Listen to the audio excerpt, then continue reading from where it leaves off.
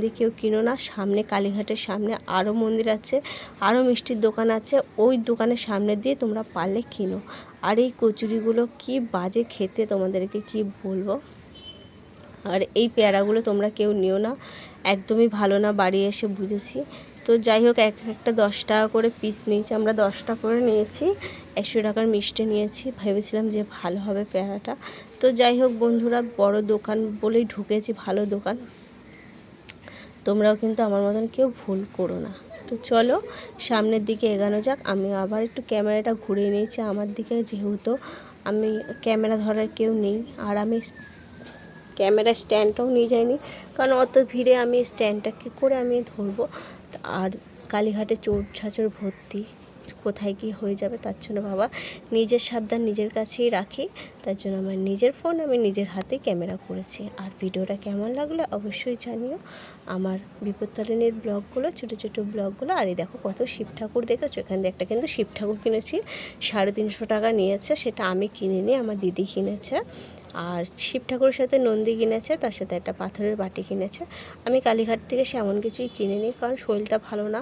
আর যেহেতু আমাদের এখানে রথের মেলা বসেছে, তাই জন্য ভাবলাম রথের মেলা দিয়ে ছেলেকে খেলনা কিনে দেবো, কারণ এখান থেকে বেকার বয়ে বয়ে নিয়ে যাব।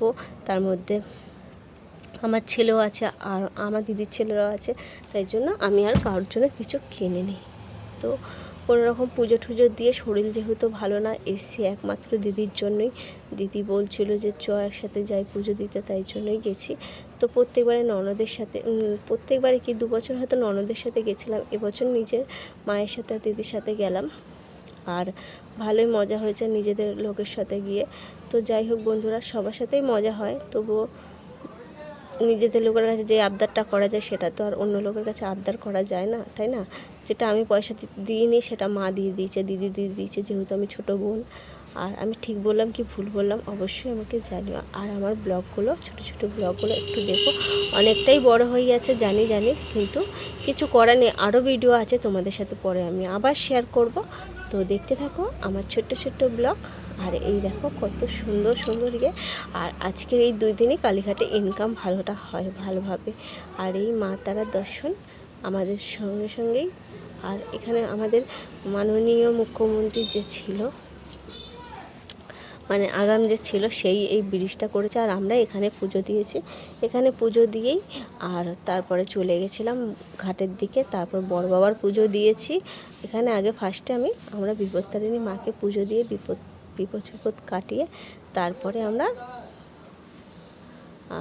গঙ্গার ঘাটের ওখানে একটা বড় বাবার মন্দির দেখতে পেয়েছি। তা ভাবলাম আবার ফল কিনিনি, সরি, আবার ফুল কিনলাম, ধূপকাঠি মোমবাতি আর মিষ্টি কিনে দক্ষিণা দিয়ে ওখানে বড় বাবার পুজো দিলাম। তো এখানেও ভালো ভিড় হয়েছে। ভেবেছিলাম যে একটু সামনে এগিয়ে বসবো, তো সামনের দিকে এরাই এগিয়ে বসেছে। তো বন্ধুরা, আমার এই ছোটো ছোটো ভিডিওগুলো তোমাদের সাথে আমি শেয়ার করলাম। তো ভিডিওটা জানি অনেক বড় হয়েছে, আমি আবারও বলছি। তো আমি একটু গরম লাগছিলো বলে আমি একটু ঠিকঠাক করে বসেছি। আর মাথায় যেহেতু ঘোমটা দিয়ে বসতে হয়, তাই জন্য মাথায় একটু ঘোমটা টেনে নিলাম, যেহেতু আমি মানে বিবাহিত, ওর জন্য। আর এই যে দিদি আর ওইটা মা, আর আমরা সবাই ফুল নিয়ে অঞ্জলি দিতে শুরু করলাম। তো চলো, অনেক অনেক ভালোবাসা ছোট্ট ছোট্ট ব্লগে। তোমরাও যাও, সকাল সকাল যাও, সকাল সকাল পুজো দিয়ে বাড়ি এসো। আর বৃষ্টি পড়ছিল কিন্তু, আর পারলে একটা ছাতা নিয়ে যাও, মনে করে ছাতা নিয়ে যাও, ছাতা ছাড়া কিন্তু একদমই যেও না। আর এই ডোর পুজো দেওয়া হয়ে গেছে, ডোর ফোর বেঁধে দিল।